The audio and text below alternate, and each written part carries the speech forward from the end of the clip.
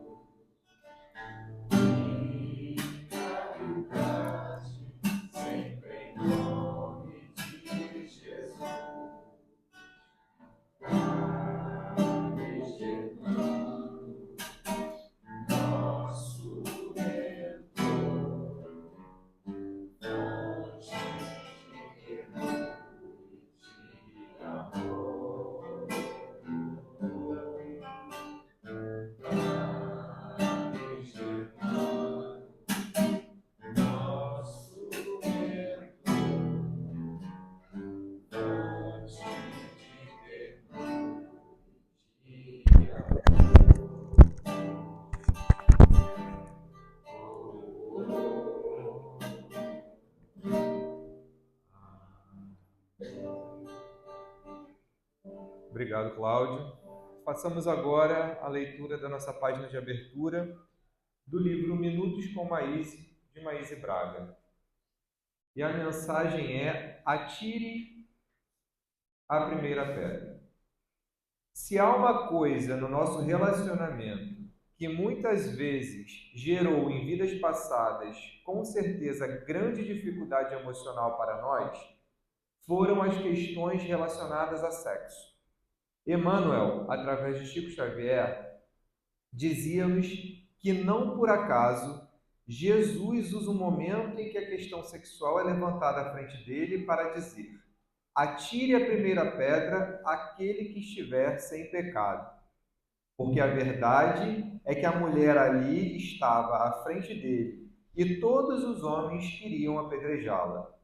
E Emmanuel lembra muito bem que, a começar pelos homens mais velhos, que haviam vivido mais, que haviam errado mais, começaram esses a deixar rolar mansamente as pedras no chão, que eles desejavam jogar sobre ela. Jesus sabia de nossa alma com profundidade, sabia de tudo aquilo que nós ainda teríamos como tormento, como aflição, como solidão, como medo, como aquele lugar escondido dentro de nós. Não por acaso, Jesus escolheu aquele momento para falar sobre isso, sobre aquilo que nós temos, se não desta existência, que veio de vidas que já se passaram e que precisa ser solucionado, estudado, disciplinado dentro de nós, ficando claro que sexo sem amor simplesmente não serve para nada, porque são segundos de prazer que, na verdade, em nada nos acrescentarão, embora pareça que sim. Quantas vezes apontamos o outro, dizemos que é indisciplinado, que é irresponsável, mas esquecidos de que dentro de nós, portas adentro da nossa alma, também existem indagações relacionadas ao momento íntimo. Que nós tenhamos respeito sempre principalmente pela nossa própria pessoa, pela nossa própria alma, porque desvio nas áreas do sexo em outras vidas estão hoje os motivos que muitas vezes nos levam à solidão, a nunca encontrarmos alguém que realmente nos ame ou quem nos amemos. Por isso, tenhamos respeito e principalmente disciplina em nossa vida íntima, para não nos arrependermos amargamente daquilo que não queríamos trazer para a nossa vida e que acabou acontecendo. Então, duas lições importantes aqui, né? A primeira é que o nosso corpo é o nosso templo sagrado, lembrando que toda vez que a gente se relaciona com alguém, existe uma troca de energia, então tenhamos cuidado com isso. E o outro é aquele que não tem pecado que atire a primeira pedra. Antes da gente apontar para o nosso irmãozinho, antes da gente julgar o nosso irmãozinho, a gente olhe para dentro da gente e procure aquilo que a gente precisa melhorar, porque sempre vai ter algo que a gente precisa melhorar. Então, em vez da gente apontar para o outro, vamos fazer uma autoanálise. Se cada um fizer a sua parte, a gente vai caminhar aí para um mundo melhor, sem dúvida nenhuma.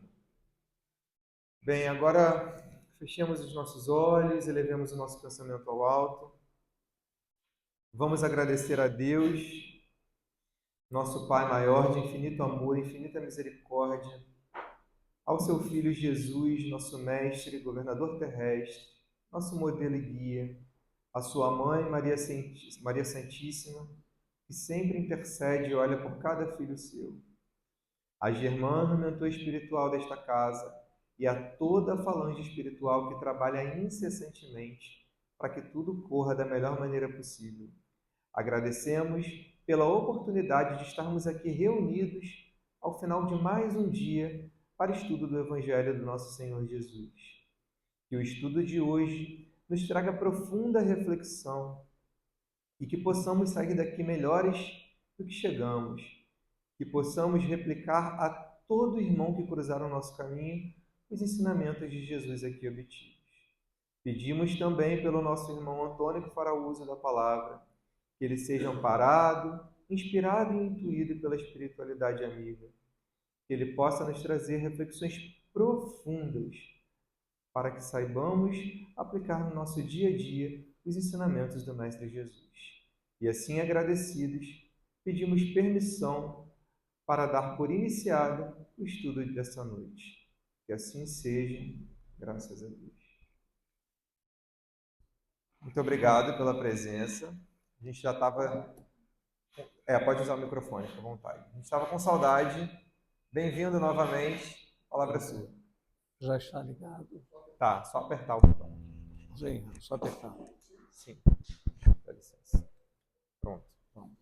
Eu peço perdão, vou ficar de pé. Talvez hábito de época de escola, né? E já fiquei muito tempo. Que nossos irmãos maiores nos amparem, que nosso Pai, em nome de Jesus, em nome da Santíssima, possa permitir que tenhamos uma reunião na qual possamos tirar o melhor proveito, todos nós, dos dois lados da vida em que nos encontramos. Interessante as coisas como acontecem. Vem falar de influência espiritual e não de influencia. Reparei ali que tinha esquecido de um acento, isso me incomodou bastante. Isso tem a ver com vaidade, orgulho, a gente vai ver. São portas que nós deixamos abertas sem perceber e que nossos irmãos se aproveitam. Como nós, no dia a dia, nos aproveitamos das brechas que os nossos irmãos nos dão. Nós não podemos esquecer que somos espíritos e nós também influenciamos e somos influenciados a todo instante. Com relação à influência espiritual, nós podemos, hoje estava dirigindo pensando, desde que se tem notícia, né, da humanidade, registro, se fala disso, desde lá dos sumérios. Podemos falar disso, por exemplo, se não me engano, é Homero que fala na Ilíada, da conversa e da influência dos deuses pró e contra Ulisses na viagem que ele fez, né, na Odisseia. E temos vários relatos, vamos ver Camões nos Lusíadas, falando da briga de Afrodite, que protegia as frotas portuguesas, contra Netuno. Então, esse tipo de assunto, influência, a gente vê, e eu estou aqui abordando obras não religiosas, porque nas obras religiosas, então, nós temos isso aos montes. Bom, começar por 2 pontos aqui em que eu me refiro a sermos testemunhas ou sermos cúmplices das influências espirituais, serem testemunhas ou cúmplices. No primeiro caso, há um trecho, né, da carta de Paulo aos Hebreus, em que ele fala o seguinte: portanto, nós também, pois que estamos rodeados de uma tão grande nuvem de testemunhas, deixemos todo o embaraço e o pecado que tão de perto nos rodeia e corramos com paciência a carreira que nos está proposta. Paulo está falando das nuvens de testemunhas que nos acompanham, até hoje nos acompanham. A diferença é que nuvem de testemunhas me acompanham,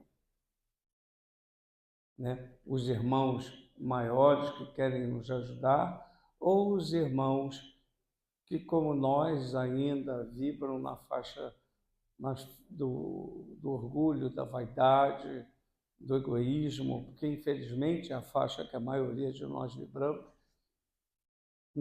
nós damos atenção. Né? A outra história me vem de um livro que está na Bíblia católica e não está na Bíblia protestante. E tem um livro da FEB que fala só desse livro, Tobias. Tobias era um jovem reto, virtuoso, que vivia em Nínive. Ele era judeu, mas estava sob o domínio dos assírios. Mas ele, em função de ser bondoso, virtuoso, ele tinha alguns privilégios. E aí o pai dele, né, cego, pede para que ele vá até a cidade, quer ver? Até a outra cidade que eu me esqueci o nome agora, coisa da idade, na cidade média, para receber um valor do Gabael. E ele, então, faz o seguinte: o pai chega e fala assim, ó, procura um homem que seja virtuoso, que possa te ajudar na jornada, né? Porque naquela época já existiam salteadores, esse tipo de coisa. E quando ele sai, ele por acaso encontra esse homem. Esse homem, no livro, a gente vai ver, é o anjo Rafael. Vai com ele o tempo todo, acompanha, protege, ajuda em várias situações. Depois, no final, é que se percebe que era um anjo. Influência, companhia. Então, tem um livro da FEB fininho, chamado Tobias. Já li ele há muito, muito tempo. Estava mais ou menos na faixa dos 40 anos, e isso já tem muito tempo mesmo. Vamos lá, então. Falando, então, da influência. No Livro dos Espíritos, na introdução, item 6, diz o seguinte: os espíritos exercem incessante ação sobre o mundo moral e mesmo sobre o mundo físico. Isso a gente já está cansado de ouvir. A gente sabe o que acontece, né? Que influência é essa? Né? Influência de toda sorte. O que vai determinar não é a influência que a gente recebe, mas o que a gente vai fazer com ela. Todos aqui estamos na casa, vibrando, pensando, orando, né? Mas quantas vezes durante o dia, a semana, o ano, não nos passam os pensamentos mais absurdos com relação ao chefe, ao marido, à esposa, né? O filho, o pai, né? Muitas das vezes, até na maioria, nós temos pensamentos que são muito fraternos, muito bondosos. No caso, se a gente, se pudesse, enforcava ele ou enforcava ela, né? Esse pensamento vem, né? Então, é como se a nossa mente, a nossa cabeça fosse um ninho vazio, onde alguns pássaros, né, acho que é o Chico que faz esse exemplo, tentam ali pousar. O que vai determinar não é o tipo de pássaro que vem fazer o ninho, mas se nós deixamos esse ou aquele ele ficar. Então, bons pensamentos nos ocorrem e maus pensamentos nos ocorrem a todos. Vai a questão da gente saber qual deles a gente vai aplicar. Atuam sobre a matéria e sobre o pensamento e que constitui uma das potências da natureza, causa eficiente de uma multidão de fenômenos até então inexplicados ou mal inexplicados, que não encontram explicação racional segundo o Espiritismo.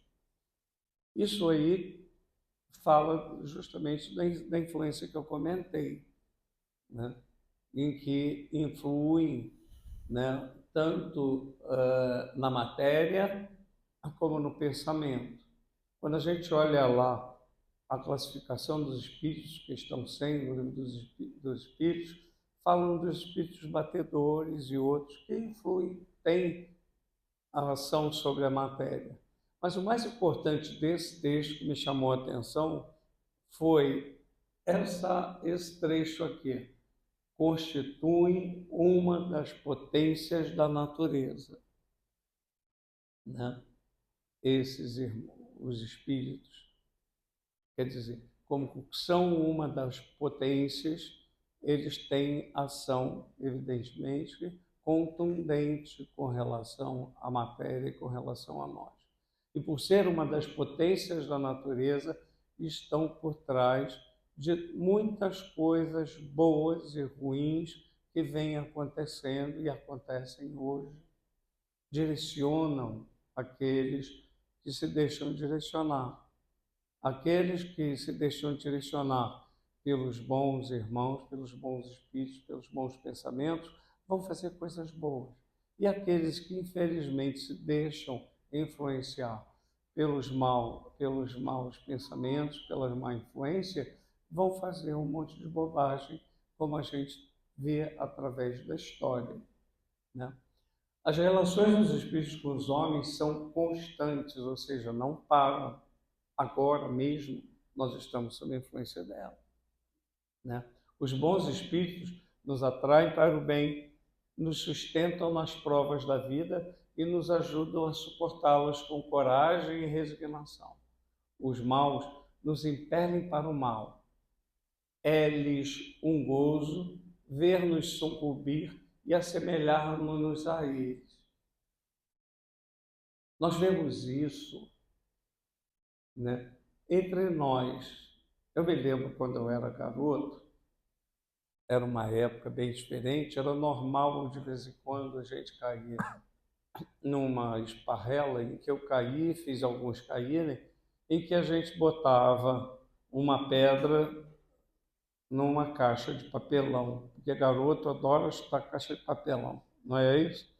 Aí você corria como se fosse chutar a caixa e não chegava, o outro chegava e chutava, não é isso? Desde garotinho. Então acontece isso. Às vezes a gente não se pergunta por que certas coisas acontecem, mas a gente vê, não precisa ter visão espiritual, é só a gente ver o comportamento. Aquele irmão no trabalho ou no nosso ciclo de amizade, que às vezes está numa situação difícil, complicada, ele acaba tentando levar os outros para o mesmo caminho. Ele também é um espírito, como nós somos, só que está preso no corpo físico. A gente não precisa nem fazer muita força para perceber como os espíritos influenciam uns aos outros, para o bem ou para o mal. Quantas vezes um professor quis te estender a mão para te ajudar, para você melhorar a tua nota, e você não compreendeu. Algumas vezes ele até te aperta, porque ele quer tirar o melhor de você. E você não entende isso. Você acha que ele é mau, porque ele não te passou, não te deu meio ponto. Muita gente já passou por isso aqui, eu também. Eu vejo só no sorriso de uns e outros, mas é normal. Vamos lá. A questão 459, essa questão é a questão básica do Livro dos Espíritos. Os espíritos influenciam na nossa vida, gente, demais, muito mais do que a gente percebe. Essa questão é para estar na nossa cabeça, é uma das questões que nós devemos guardar com carinho, porque, como ele nos diz, de ordinário, ou seja, mais comum do que a gente pensa, são eles que vos dirigem. Vai por ali, ou vai por aqui, ou não vai, é a sugestão. Né? Tomando o exemplo da caixa, vai lá que é a boa. Quando chuta, não é uma caixa de papelão, tem uma pedra dentro e você se machuca. Não sei, vocês são mais novos, isso acontecia com vocês? A gente não mudou muito, viu? Né? Vamos lá. Os espíritos imperfeitos nos induzem ao mal para que soframos como eles sofram. Ainda há pouco eu falei isso. Né? Eu não estou bem, estou mal, eu quero mais é que ele venha comigo também e que ele sofra comigo também. Né? O homem não pode eximir-se da influência dos espíritos que procuram arrastá-lo ao mal. Está na questão 467. Olha só, visto que tais espíritos só se apegam aos que, pelos seus desejos, os chamam, ou aos que, pelos seus pensamentos, os atraem. Nosso pensamento, a gente vê isso, não é só na doutrina espírita. Nosso pensamento atrai aquilo que a gente vibra, seja bom ou seja ruim. Hoje se fala em física quântica, esse tipo de coisa, que é um assunto que eu conheço muito pouco. Mas o mínimo a gente já tem uma ideia. Tá pensando em fazer alguma coisa e aquele pensamento está sempre negativo, nem faça. Faça uma prece, peça uma ajuda, a espiritualidade maior, ao teu mentor que vai ficar feliz, porque muitas das vezes ele está assim, puxa, mas o Antônio não me dá a menor atenção. Na maioria das vezes a gente não dá, não.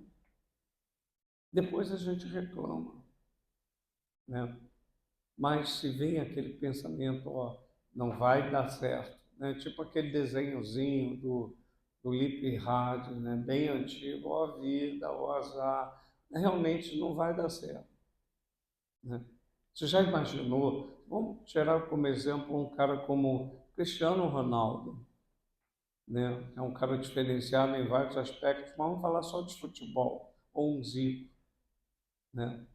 Ou um Roberto Dinamite, ou um Pelé, entrasse num campo, entrar e falar assim, puxa vida, hoje não vai dar certo.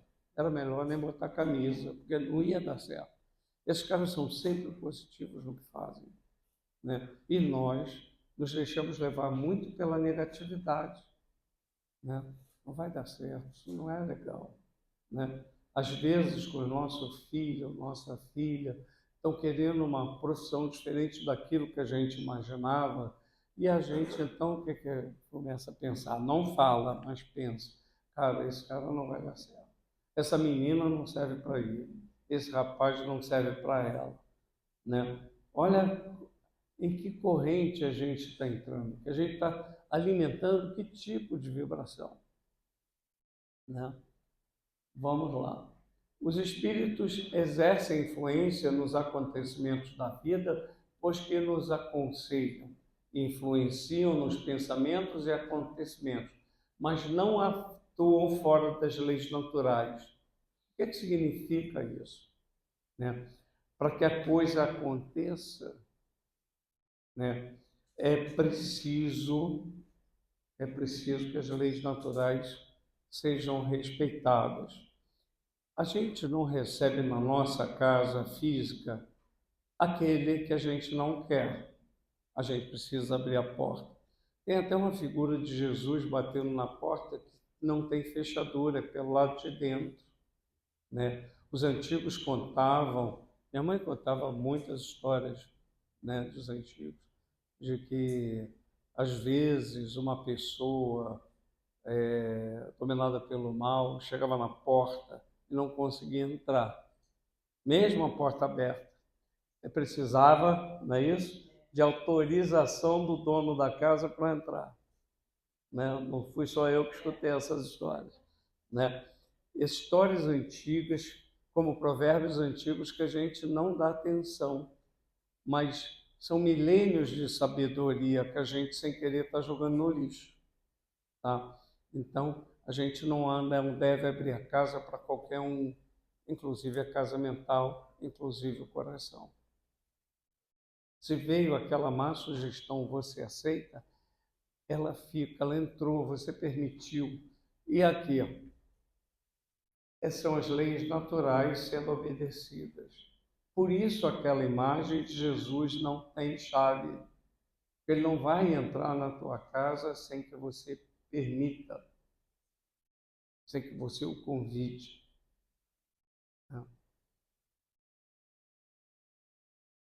Vamos lá. Os espíritos levianos, desobedeceram, se comprazem em nos causar aborrecimentos que funcionam como provas destinadas a exercitar nossa paciência.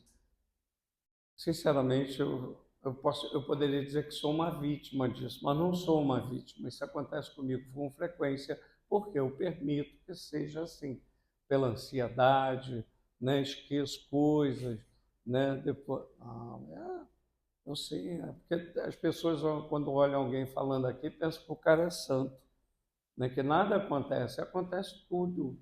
Esqueço coisas, passagem. Esses dias eu estava em Joinville para ir para Curitiba, porque já tinha errado a passagem, fui para Curitiba, eu tive que ir a Joinville e voltar de Joinville a Curitiba.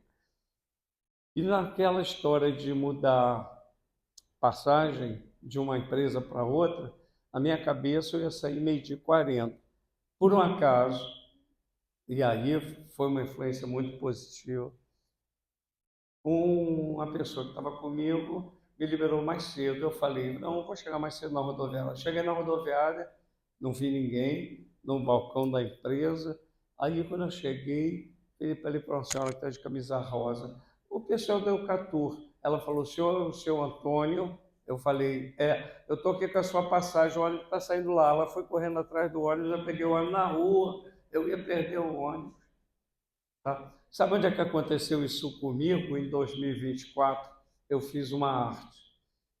Fui mandado embora porque eu fiz 70 anos, mas ganhei um prêmio. Aí o prêmio foi uma passagem e eu fui para Portugal, Espanha. Estava em Santiago de Compostela. Errei a hora, ia caminhar. O dia foi fantástico. Cheguei lá, meio-dia pelo horário de Portugal, aí comprei a passagem, eu ia até Padrão e ia caminhar até Santiago. Aí o rapaz falou, não, já está saindo, não tem aqui passagem, me deu de meio-dia e meia. Era meio-dia, eu falei, vou tomar café em Vigo, e fui tomar café. Quando eu voltei, estou esperando o trem. Agora, na Espanha, 1 hora adiantada, eu cheguei lá, já era meio-dia, o trem saiu meio-dia e meia, mas no meu estava marcando 11 horas. Isso tudo feito na volta, eu perdi, cheguei em Vigo, já fora de horário, eu perdi, me desconcentrei todo, perdi o ônibus, que eu ia para Lisboa e ia até Fátima. Tive que ficar na rodoviária do lado de fora de 11 horas até 4 horas da manhã. Como eu conheço a rodoviária aqui no Rio, imagino o que é que eu não imaginei que ia acontecer. Não aconteceu nada, graças a Deus, porque lá não é Rio de Janeiro, né? Tranquilo e etc. Mas o que acontece? Você fica desnorteado. E quando isso acontece, a gente fica muito feliz com a gente, né? A gente fica se machucando, fica se condenando a tudo, né? para ser muito suave. Está justamente aqui. Aí eu depois fiquei pensando como é que a rapaziada do outro lado estava, né? Puxa vida, eu me desesperado, querendo me matar, me rasgar, como a gente fala. E eles deviam estar rindo demais de mim. Então isso acontece muito comigo, né? Os espíritos vulgares costumam esmicuir-se em todos os nossos prazeres e ocupações.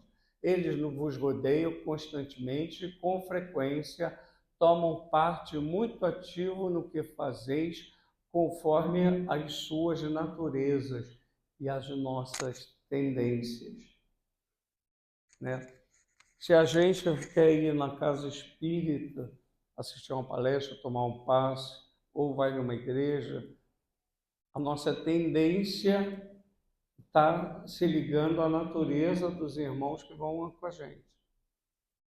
Se a gente quiser ir para outros ambientes, idem, né? Os irmãos maiores, eles não nos acompanham em determinadas situações porque nós vamos porque queremos. Lógico, se a gente, em determinados lugares, se a gente se colocar em prece, pedir ajuda, sempre vai chegar, porque não há lugar interdito aos irmãos maiores, né? Não mesmo. Mas é como ele diz aqui, ele, em função do que a gente, nossa tendência, nós vamos trazer espíritos semelhantes a essa tendência, que gostam, e vão se intrometer, vão dar palpite, vão dar sugestões, vão nos dirigir para essa ou aquela situação. Vamos lá. A obsessão. Que a obsessão tem a ver justamente com as influências que nós recebemos, com a influência que nós permitimos, com a influência que nós atraímos. Por que atraímos? Com o pensamento, nossos gostos, nossas tendências e os nossos compromissos lá de trás, dos nossos irmãos que estão magoados com a gente, sentidos com a gente, ressentidos com ódio em função do que a gente fez. Nós todos somos bons para o fogo, como dizia minha mãe, né? Infelizmente, no nosso passado, nós cometemos muitos equívocos. Nessa vida, nós já cometemos. Ou ele até, quando leu a mensagem, né, e lembrou justamente do que Jesus falou: quem tiver sem pecado, que joga a primeira pedra, e os mais velhos foram saindo. Por quê? Os mais velhos já fizemos muito mais bobagem que os mais novos, né? E como fizemos, né? Então está lá. O Espírito cumpre, bom, entre as escolhas que apresenta a prática do Espiritismo, cumpre se coloque na primeira linha a obsessão, isso é, o domínio de alguns espíritos logram adquirir sobre certas pessoas. Isso está no Livro dos Médiuns.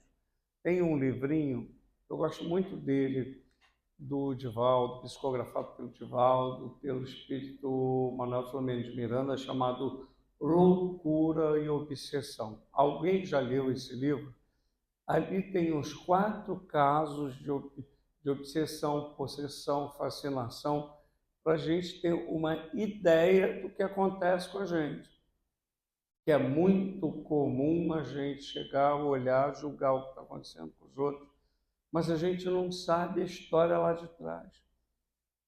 A gente não tem ideia de por que certas coisas acontecem com a gente. Por que a gente está casado com esse ou com aquela pessoa? Por que nossos filhos dão mais trabalho, os outros não? Isso tem a ver com todo um comprometimento daquele grupo. E loucura e obsessão nos ajuda bastante.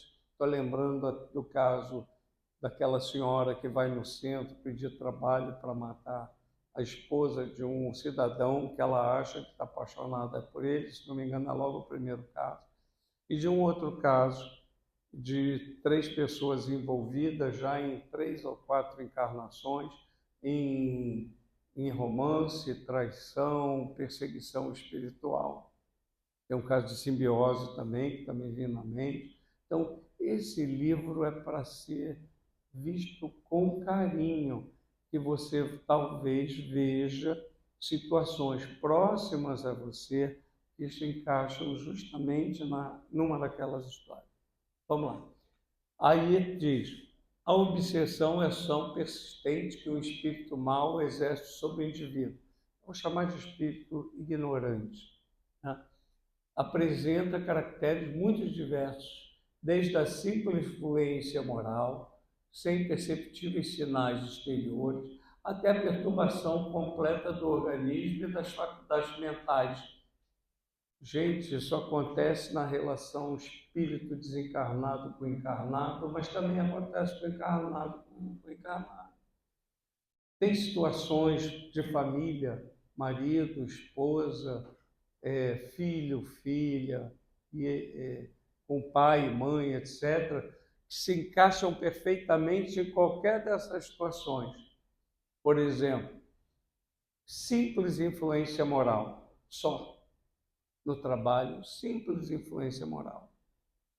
Uma brincadeira, puxa vida, na vida, na infância dos amigos, né? Entre os homens, acontece muito isso, eu escutei muito isso. Ah, pô, tu já vai para casa porque tá com medo da mulher, não é? Ou não? Aí tu fala assim, puxa vida, né? Vou ficar mal na fita.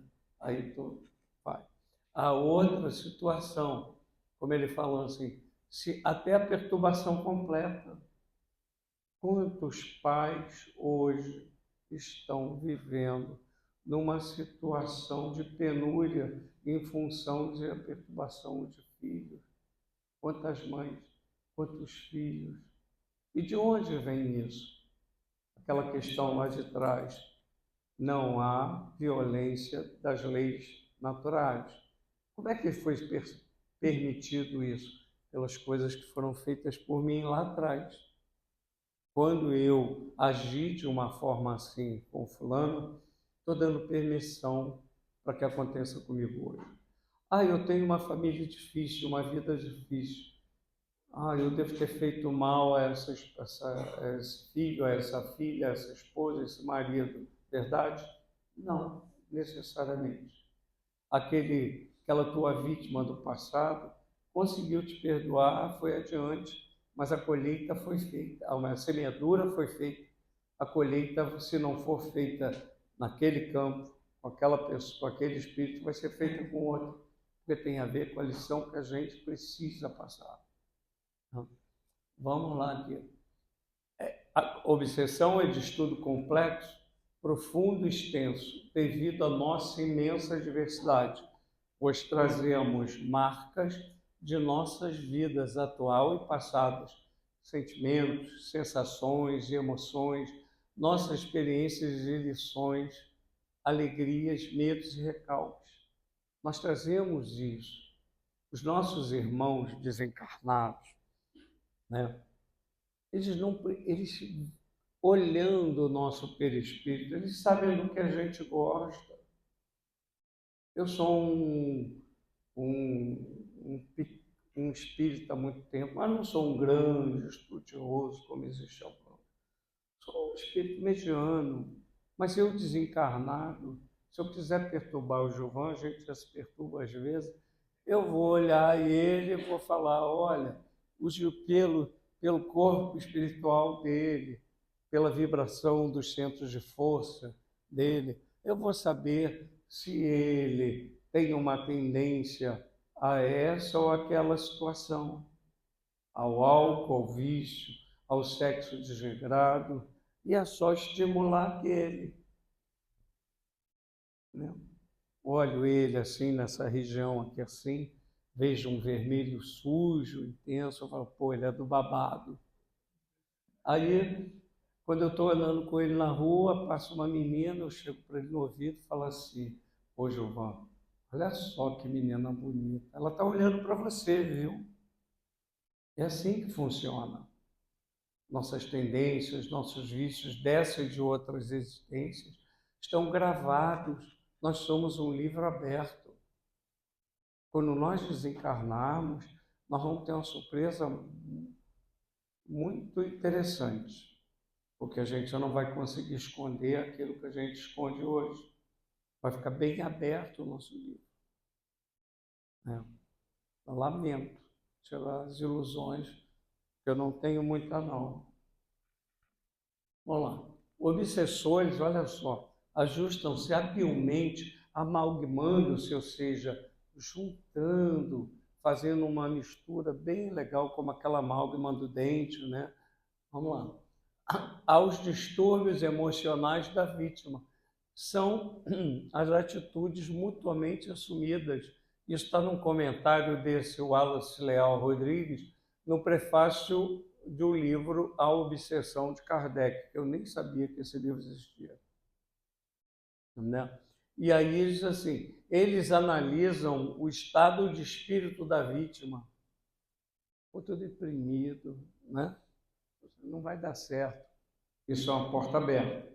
Gostos, vícios, medos, aflições e recalques, seus desajustes em geral, e suas tendências, orgulho, ira, vaidade, tudo isso é sinal, tudo isso são tomadas que o nosso irmão pluga e vai nos...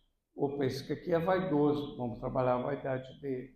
Esse aqui é orgulhoso, esse gosta de comer demais, né? E não, como eu disse ainda há pouco, nós somos um livro aberto. Não conseguimos nos esconder da espiritualidade, né? Sabe quem são aqueles que não conseguem nos ver e avaliar? São aqueles que estão abaixo de nós. Aqueles que estão no mesmo nível de nós conseguem nos perceber legal. Como nós não somos espíritos elevados, tu já viu que somos um livro aberto para a grande maioria dos nossos irmãos, né? O obsediado e o possesso são quase sempre vítimas de uma vingança, cujo motivo se encontra na existência anterior e a qual o que a sofre deu lugar pelo seu proceder. Deus o permite para os punir do mal que a seu turno praticaram, ou, se tal não ocorreu, por haverem faltado com a indulgência e a caridade. Né? Vamos lá depois. Não perdoando, importa, consequentemente, do ponto de vista da tranquilidade futura, que cada um repare quanto antes os agravos que haja causado ao seu próximo, que perdoe aos seus inimigos, a fim de que, antes que a morte lhe chegue, esteja apagado qualquer motivo de dissensão, toda causa fundada de ulterior animosidade. Evangelho segundo o Espiritismo, item 10. Jesus, quando esteve entre nós, ele falou assim: quando você for entregar uma oferta e perceber que teu irmão tem algo contra ti, larga a oferta e vai se ajustar com teu irmão. Lembram dessa passagem? Então, Jesus falou, o nosso irmão Kardec falou. É uma prática, é uma dica fantástica. Então, o que nós fizemos de bobagem lá no passado, a gente pode restaurar fazendo o bem.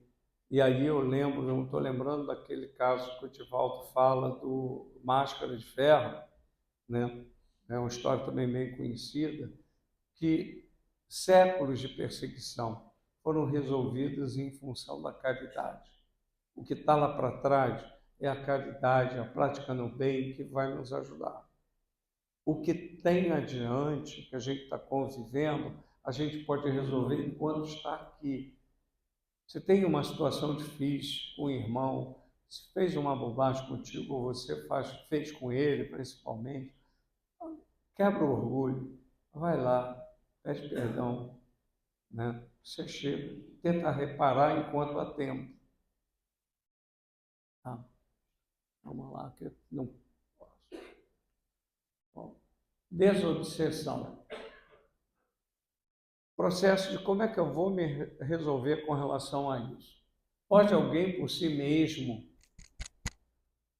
afastar os maus espíritos e libertar-se da dominação deles? Sempre é possível. Aqui a resposta está curtinha, tá? Sempre é possível a quem quer que seja subtrair-se a um jugo, desde que com vontade firme o queira. Ou seja, sem vontade você não vai fazer nada. A vontade, se não me engano, segundo Leon Denis, também é uma potência da natureza. Sem vontade você não, nem levanta da cama, né? A prece é meio eficiente para a cura da obsessão. A prece é em tudo um poderoso auxílio, mas crede que não basta que alguém murmure algumas palavras para que obtenha o que deseja. Deus assiste os que obram, os que trabalham, não os que se limitam a pedir. É, pois, indispensável que o obsediado faça, por sua parte, o que se torne necessário para destruir em si mesmo a causa da atração dos maus espíritos. Isso leva tempo. Estou doente, eu vou no médico.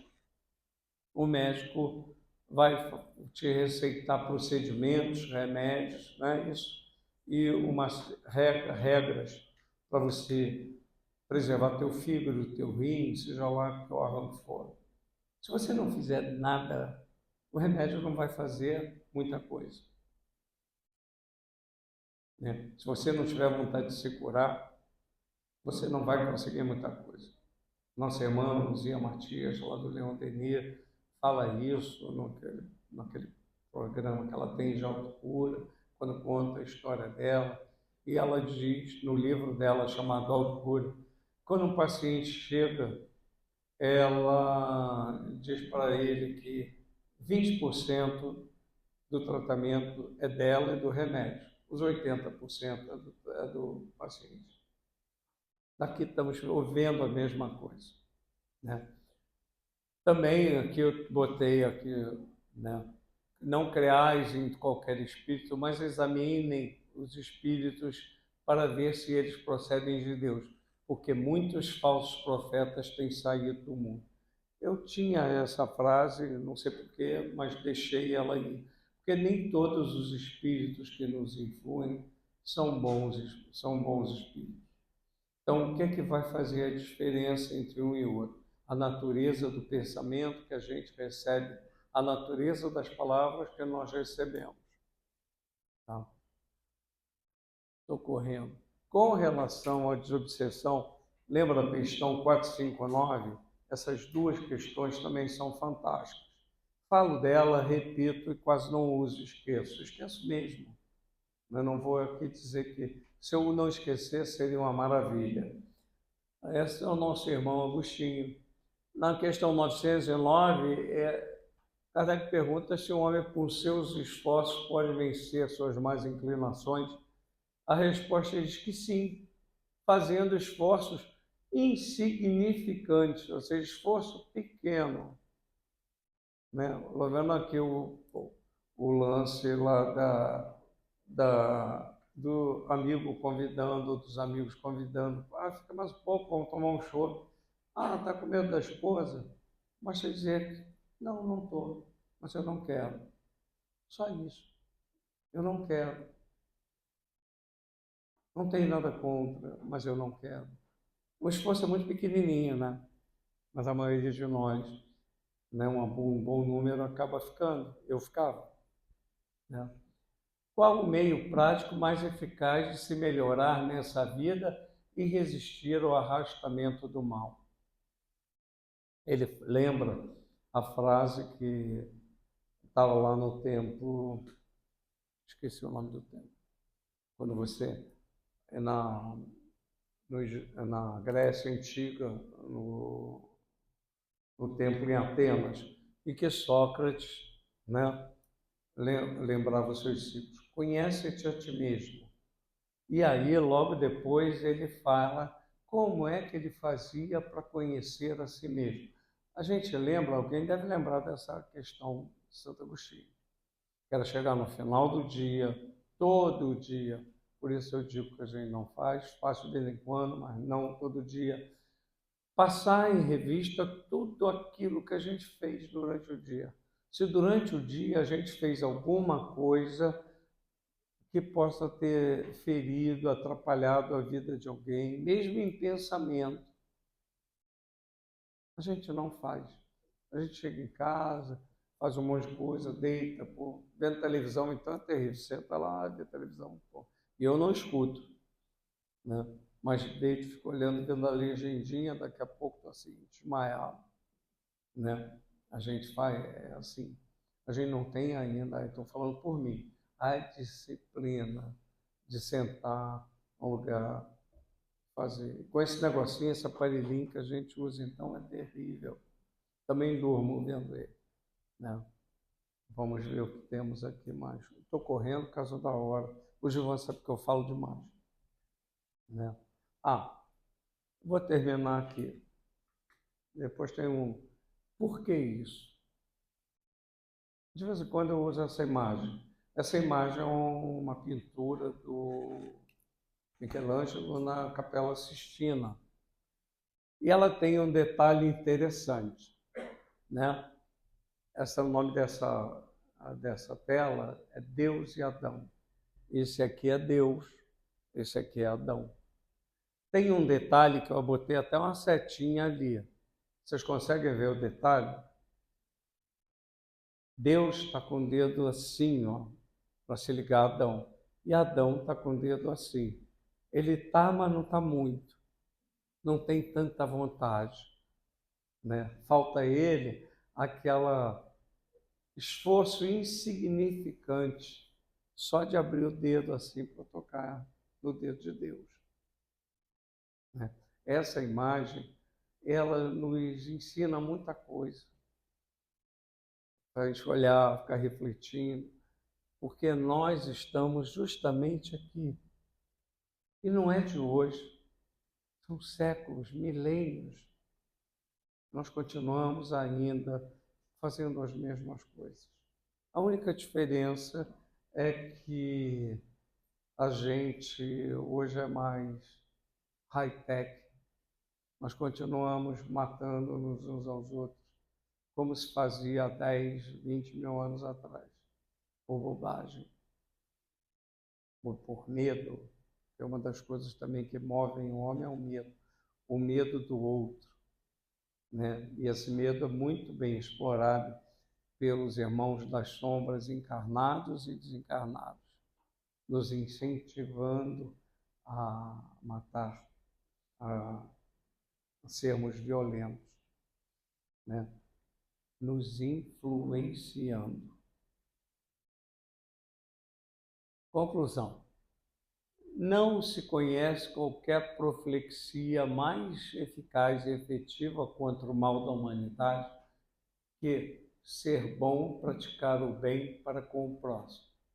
Isso está na regra áurea. Essa regra ela está na maioria das doutrinas, nas religiões do mundo, sendo que Jesus a ensina de uma forma ativa. Em outras religiões se fala mais ou menos assim: não fazer o mal que eu não quero para mim. Isso é passivo. Jesus ensina de uma forma ativa: fazer o bem que eu quero para mim. Nós estamos falando de lei de ação e reação. Estamos falando da mesma lei de Newton, de que toda ação promove uma reação de mesmo modo de intensidade em sentido contrário. Não é isso que o professor de física ensinava para a gente? Então, se eu amo o próximo como a mim mesmo, eu estou provocando uma ação positiva que volta para mim. Estou me lembrando de um outro caso de Jesus. Jesus era fantástico, né? Em que ele diz assim: quando chegarem numa casa, né, digam: a paz seja nessa casa. Se houver paz, a paz vai ser dividida entre todos. Se não houver, ela voltará para vós. Sacudir as chinelas e pira, né? Ele está dizendo exatamente isso. Se você chegar num lugar com bom pensamento, bom sentimento, ele vai ser dividido. Vamos ver de outra forma?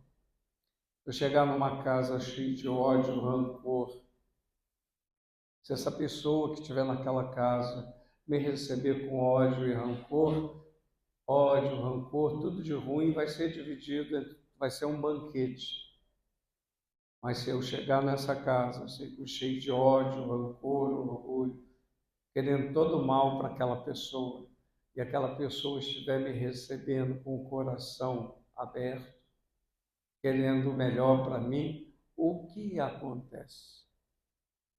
Todo aquele mal que eu desejo é meu, não vai ser dividido, volta para mim. Jesus ensinava de uma forma positiva, mas a lei vale tanto para o bom pensamento, bom sentimento, como para o mal, né? E profilaxia, não é que eu vou melhorar? Vou melhorar de uma hora para outra? Não. Só se cair um raio, né? Como aquele cara, o homem do Ra, né? Que existiu aí. Caiu um raio e eu mudei completamente. Fora isso, não sei se, nem sei se funcionava com ele. Estudo, porque o estudo vai nos ensinar,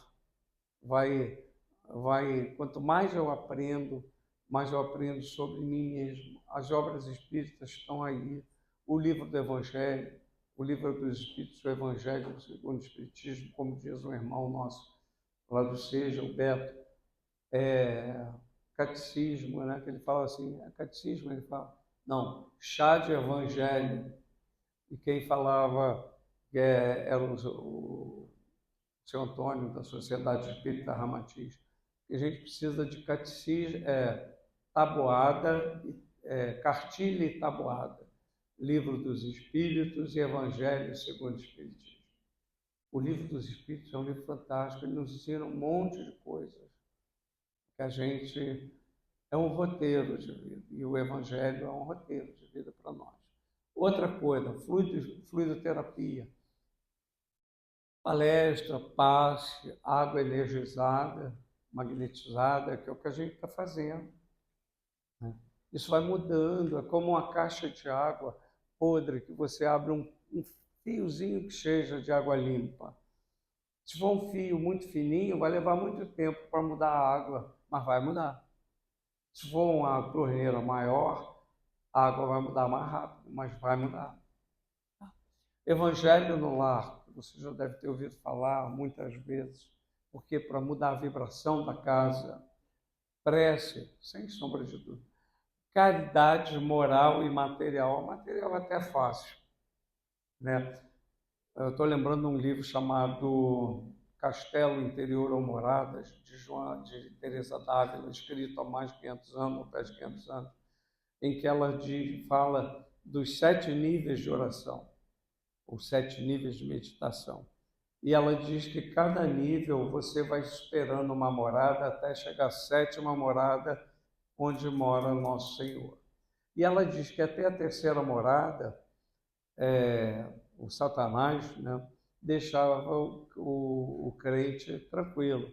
Vai na igreja, faz a tua oração, confessa, dá a esmola, mas quando você está da 3ª para a 4ª morada, ele faz tudo para te tirar do castelo. Porque até determinado ponto, né, se não me engano, é o André Luiz, numa das obras dele, que ele fala disso, que o espírito que obsediava até lembrava o cidadão de fazer a prece, né? Ele vai na prece, coisa e tal, porque era uma prece vazia, e aquilo comprava a consciência dele, né? Então, caridade moral, que é a mais difícil da gente fazer. Reforma íntima, esforço para vencer as más inclinações que nós trazemos. Tá? Que Deus nos ajude a todos nós, que nós consigamos colocar em prática isso que a gente já sabe, né? E como é difícil, como nós somos influenciados pelo mundo. E nessa influência que recebemos do mundo, por várias razões, acabamos sempre nos deixando envolver por elas, né? Falo isso por mim, né?